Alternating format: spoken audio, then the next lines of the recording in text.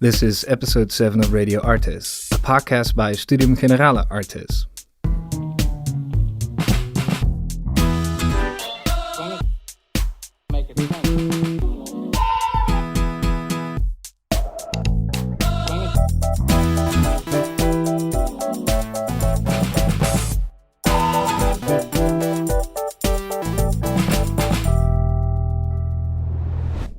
Welcome to episode 7 of Radio Artis, the third installment in our series on equality in the arts.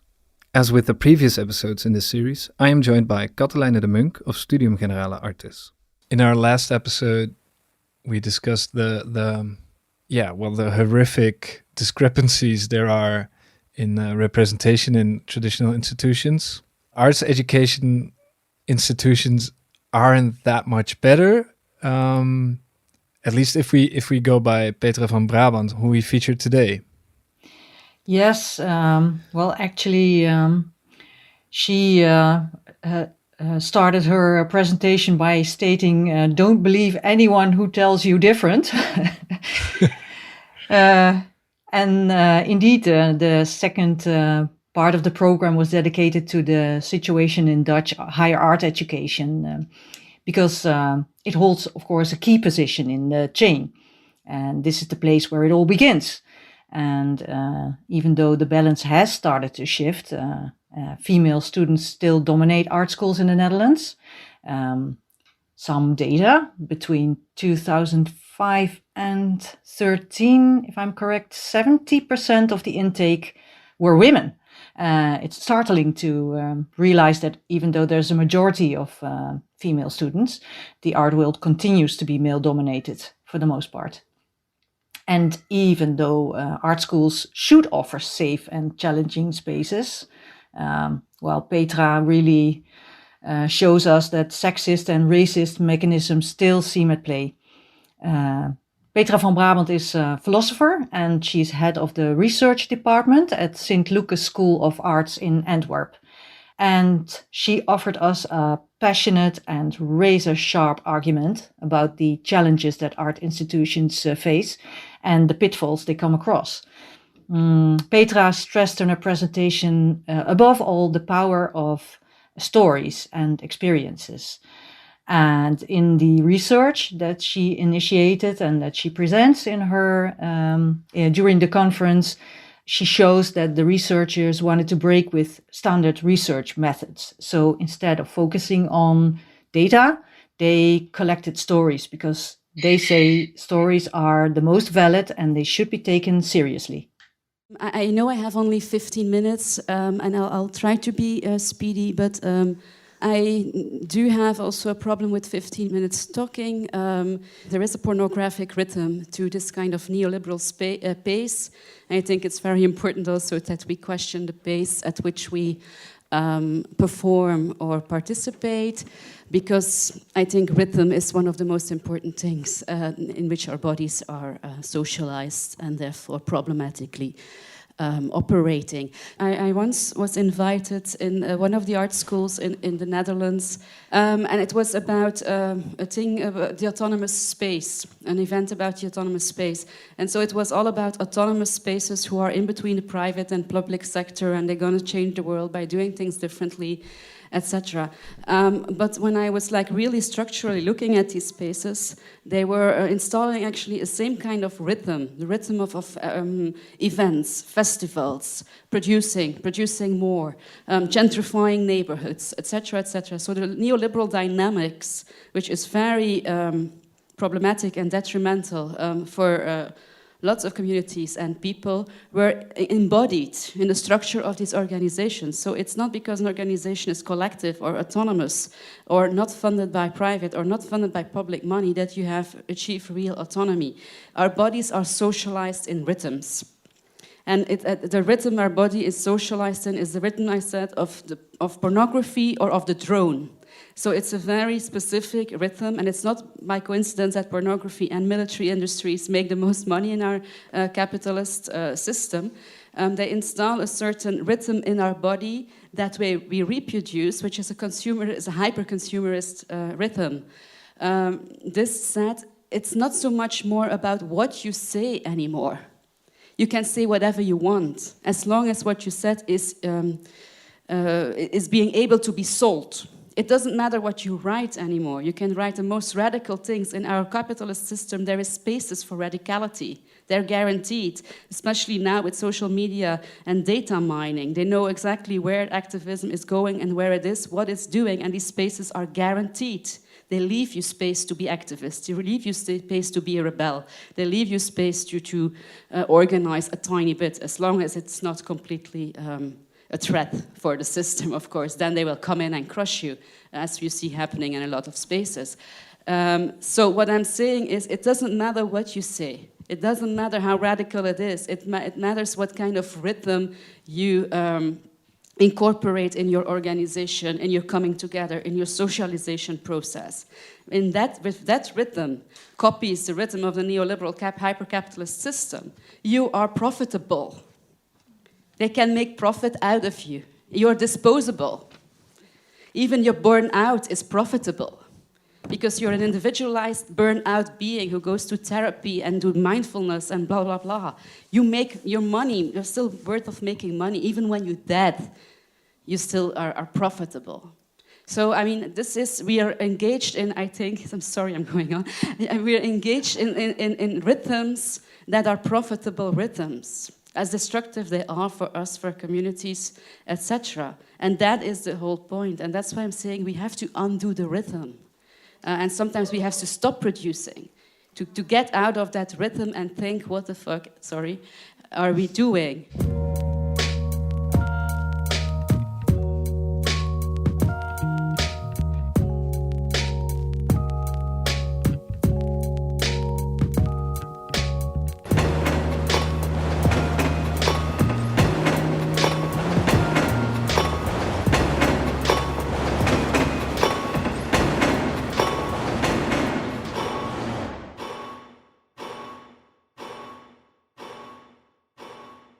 Normally, I always introduce myself before speaking and writing. I think it's a feminist obligation to really situate yourself before speaking or writing. So I am a white woman, I identify as a woman, as a cis woman. I'm speaking here from that position also. I'm coming from a low-class background, and I'm now part of a big middle-class background, but with regard to culture, mobility, and education, I have access as an upper middle-class person. I also want to acknowledge that being where I am, my professional successes are partly due to class betrayal, as I call it, and to gender and feminist betrayal. My voice even starts to tremble if I say it, but it is the truth, and I think we should acknowledge that. The fact that I'm a product of social mobility is thanks to systemic racism of our society and systemic colonialism of our welfare state. And I think we should really question these positions we occupy also when we speak. I speak today here in the name of Engagement Arts. Engagement Arts is an organization in Belgium that is the product or is the effect of Me Too, in the sense of an article that was written by S03E07 about sexism and sexual harassment in the dance sector. It was a study. After that, what she assembled was so huge and was so a lot that she started setting up talking groups. And one of the things that came out of that was specifically the Jan Fabre case. They worked on it for a year. It was not just a calling out, and we often think that Me Too is about calling out and running off. They worked a year on it because to come to a collective, what they call We Too, it takes a lot of time. You have to dare to confront each other also with the pain you have done to each other. Often as women, we are put into competition and we profit from this competition. And to face that and to dare to speak up takes time. It takes healing, it takes hurting, and it takes healing again. To write together, as somebody has pointed out, the Tender Manifesto takes time because it's very difficult to agree on words and the use of words and semantics. So this Me Too case was a very long process, as a lot of Me Too cases are a long process, coming to terms with each other, with yourself in the first place, and coming to terms with each other, and finding a vocabulary to put it out there. So then engagement arts was set. Engagement arts is an organization that offers tools for people to raise their own consciousness, but also collective consciousness raising. We have every 2 weeks meetings in Brussels. They're also meeting in Ghent. Sometimes non-mixed meetings, sometimes mixed meetings. The non-mixed meetings are also not always the same kind of non-mixity, depending on topics, problems, and needs. Also, there are student meetings being set up because we've seen that the problems in arts education are actually at the core of a lot of our problems. The work that is being done is activist work, but activist work does not only mean like art activism or going to the streets, it also means in the back, behind the curtain work, sitting together with organizations, talking, discussing, which is as painful as the work in the streets, because organizations, institutions are very violent places. And next to that, there is the in-community work being done, knowledge sharing, offering tools to each other, and sometimes healing also.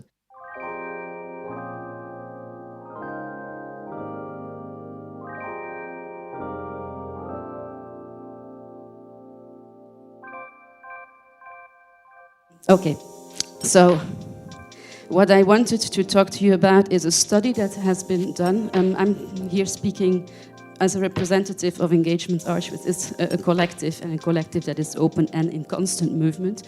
I'm also head of research at St. Lucas Antwerpen Art School, so I'm also in what you call an institutional activist. What I've learned from institutional activism is that it is a battle. It is a social struggle. It's not a fight with regard to understanding and knowledge, because the knowledge is there. There is a constant creation of ignorance, white, male, cis ignorance. And this is not a case of ignorance as we know it or understand it, not knowing yet. It is undoing the knowing on a constant, systematic, powerful way, so that the knowledge would not be accessible for us, but also for those in power, as a tool to not give power away. So it's a constant movement of holding on to power. Talking about understanding, dialogue, and gaining knowledge, I think leads us nowhere. It should be a social struggle. Privileges, nobody has given up privileges because we smile at them. I hope that's somehow clear. So I've silently asked Ilse Kier from Engagement Arts and Anissa Boujani to do a study about sexism and racism in art education because of all the experiences I've encountered. What was the study? It is a study on racism and artists in art education, but it is a subjective mapping. And there we come into the question of this morning, data, quantitative or qualitative data. We have clearly and politically chosen not to go for a study with regard to quantitative data. The reasons for that is the fact that we need data is actually already saying that our stories, our experiences, our embodied experiences are not valued. Our knowledge is not valued. We have the knowledge is in our body, and the fact that our bodies are not valued means that we need data. This is very, very, very painful realization. The knowledge is there, our body is there, our traumatized, painful bodies are there, our experiences are there. Sometimes we have the courage to speak up, but this knowledge, these experiences, these studies are not only not valued, they're cut away again and again and again, silenced again and again and again. Therefore, we need data. Data can be an interesting tool, but let's not forget that this is the reason why we need data. And let's not forget that gathering of data has always been a colonial practice. I should be careful with that. So, what was the subjective mapping about? I'm sorry, this is of course coming from a lot of work that Sarah Ahmed has done, and in which she really calls for subjective methodologies. So, subjective mapping of experiences of women, students, but also teachers. I mean, power is really dispersed and diversified. It's not a case of students against teachers. And student teachers of color focused on shared experiences. So it's not like individual stories. We always bring back the individual story to collective stories because it's structural racism and sexism. Not just opinions. We don't use the word opinion. It's about facts. There are no opinions about sexism and racism. It's not a matter of opinion. We should keep that word out of the public discourse because it's a dangerous, violent word. And not seeing victims as objects, but as authors, subjects of their stories, owners of their stories.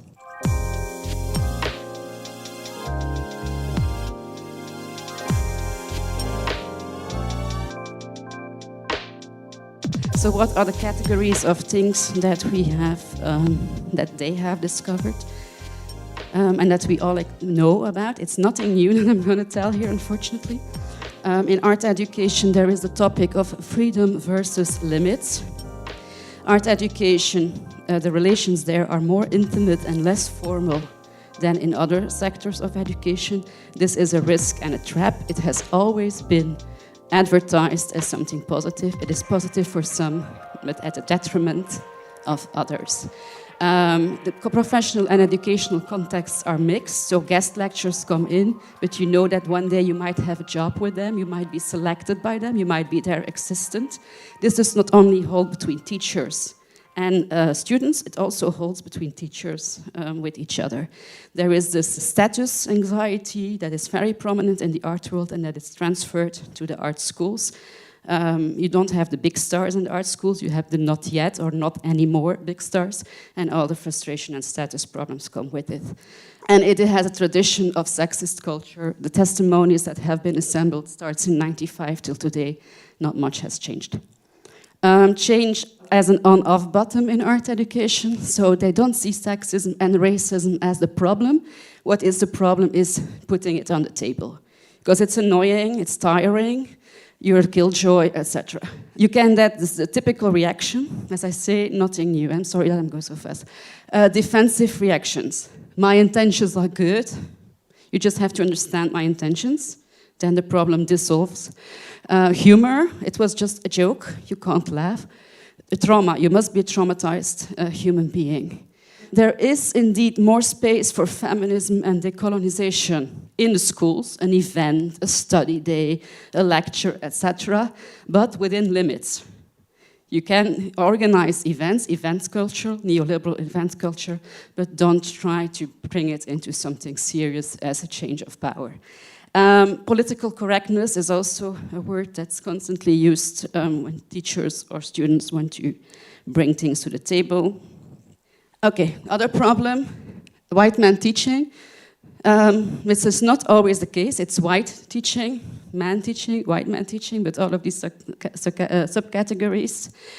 Homogeneous groups in teachers and students. It's still, there are a lot of women, but nevertheless, these women are also homogeneous. New topics are being brought forward, but with the same profiles. So, for instance, you have a white man teaching a course on post-colonial theory. The quality argument we talked about already a lot. Yeah, but what about the quality? Yeah, but what about our pedagogical program? All of a sudden there is a pedagogical program somewhere in a drawer. The precarity in contracts. So in a lot of schools work with freelancers. They bring people of color in, but on a freelance contract, etc. They are tokens, they're only one. There's no critical mass. You cannot speak up for yours if you're alone. You cannot be a representative, especially not if you're a representative of a minority or a non-dominant group. It's impossible. It's violence actually to ask that from somebody. Fear for quota. Quota is a reverse discrimination, or as a teacher has told me, I won't be complicit in your potential discrimination of white men above 50. Don't know why he said above 50, but I don't discriminate. I'm not doing ageism, but the ignorance I talked to you already about. A lot of students of color are instrumentalized in our art education.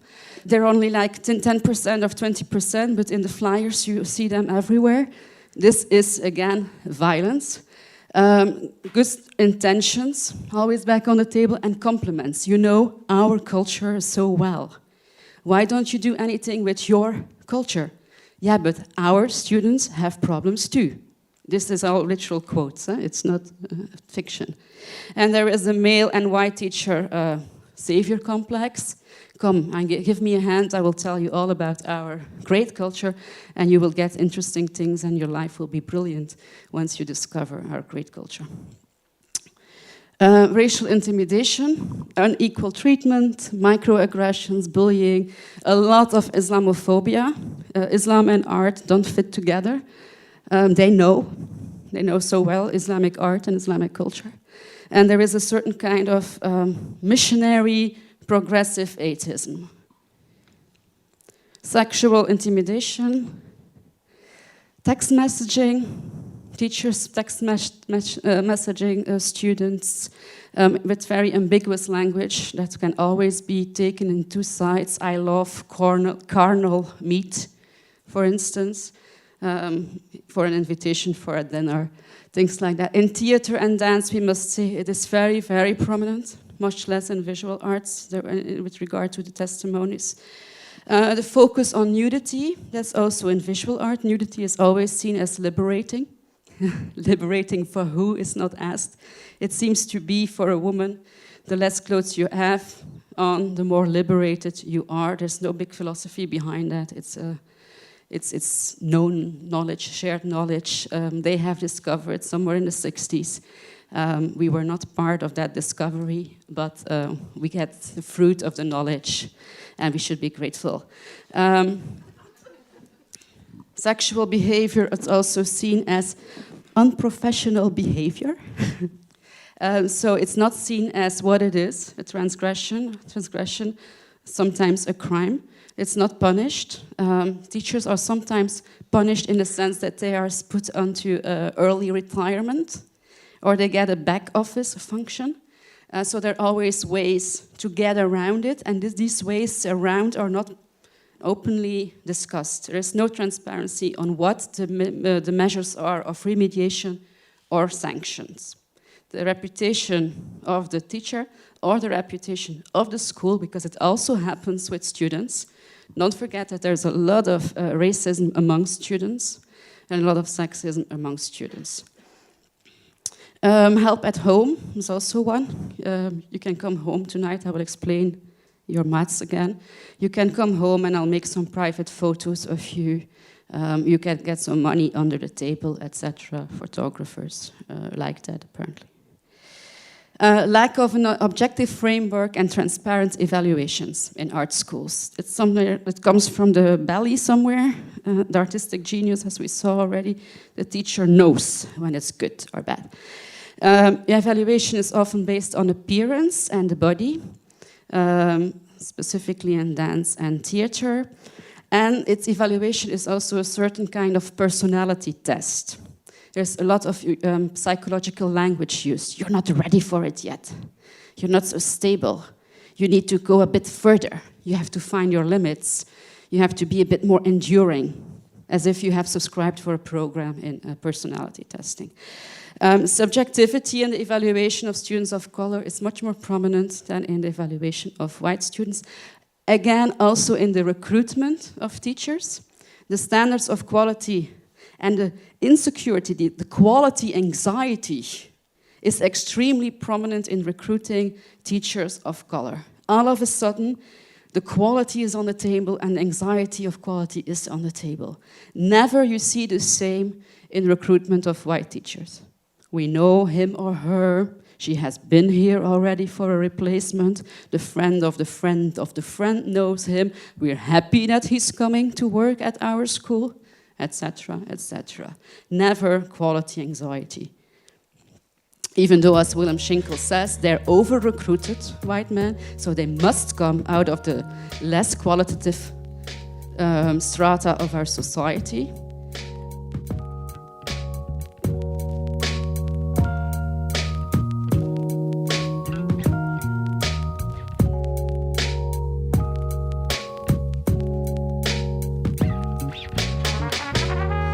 No complaint, no problem.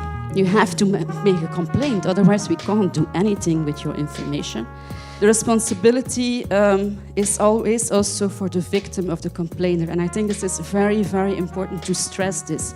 First of all, it is seen as it was not bad intention, so the victim or the complainer has to understand that the intentions were not bad. The learning is on the shoulders of the victim, of the complainer, to understand that it were good intentions. So she has to start a understanding and learning process.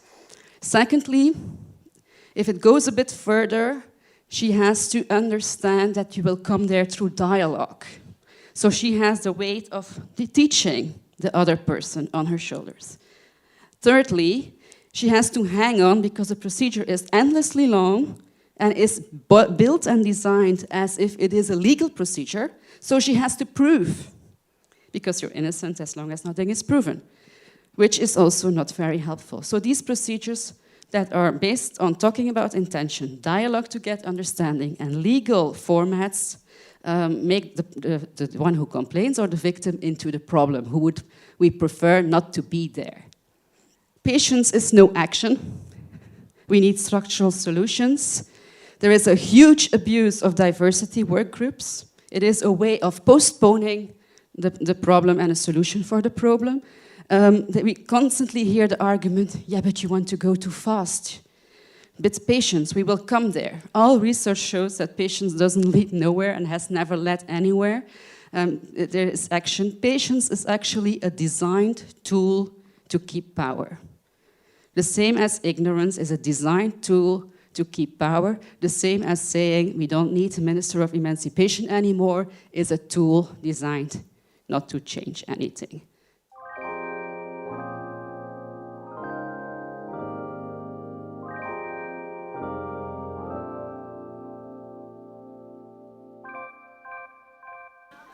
So I have no time to give the analysis that comes out here, but I've already, through my talk, actually made some analytical points, I think. The intentions I've talked already about. Intentions, irrelevant. Drop it. Difference between explicit and implicit racism is important to know about, but drop it in an institution. It is about structural racism and sexism. That's what we talk about here. Neutrality, political correctness. Neutrality for who? Whose neutrality? Who does neutrality serve? Neutrality, of course, doesn't exist. The quality argument, the same. Quality for who? Whose quality? And who is put to the standard of quality and who has never heard of this test of quality before. Students, that's an important one. I see that there's some students. Students are no unpaid teachers. You would want it, but they're not. I mean, even teachers are not unpaid teachers. That's how systems often even look at teachers nowadays. They come just to give an hour and then they can go. They can be as critical and radical as they want. They even prefer you to be as critical and radical as you want. As long as you disappear after your hour, you have given the students a feeling of, wow, this is a radical school. And your institution remains the same, power above white, and freelancers coming in and coming out. Students are no teachers. As a teacher, how precarious your situation is, at least you're paid. You have access to a library. There's a whole bibliothèque, library of feminist literature, post-colonial literature, literature on racism, etc. Do your job.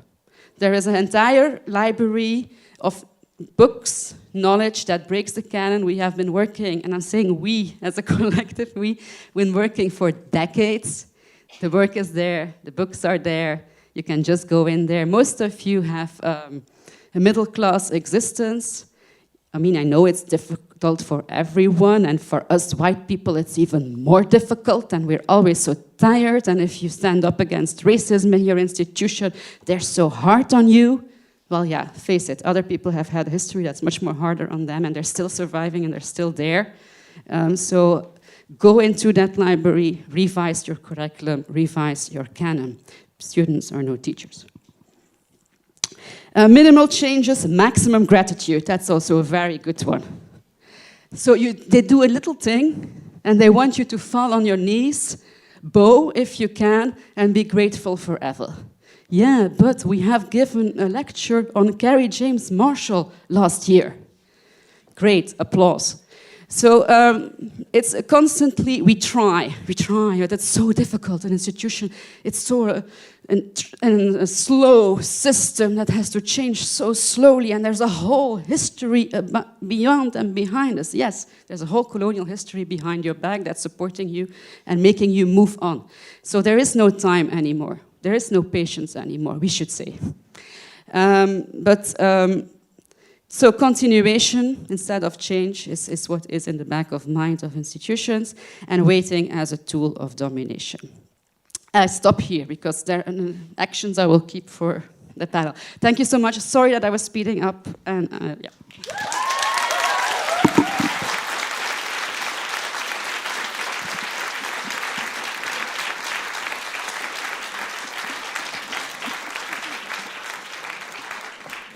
As you can gather from that applause there, Petra made an impression on all of us in the room. We hope it's equally impressive for you. And with that impression, we will leave you for the weekend.